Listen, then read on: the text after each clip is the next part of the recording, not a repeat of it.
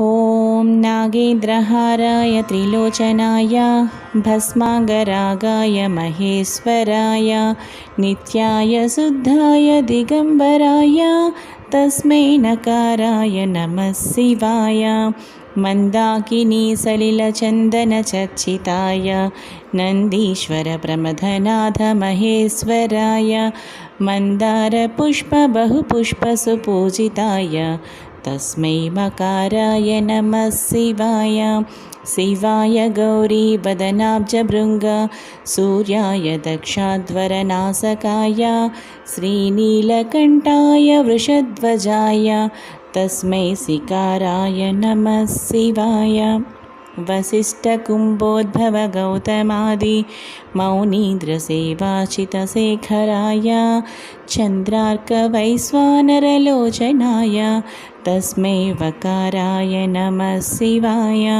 यक्षस्वरूपाय जटाधराय पिनाकहस्ताय सनातनाय दिव्याय देवाय दिगंबराय तस्मै यकाराय नमः शिवाय पंचाक्षरमिदं पुण्यं यः पठेत् शिवसन्निधौ शिवलोकमवाप्नोति शिवेन सह मोदते।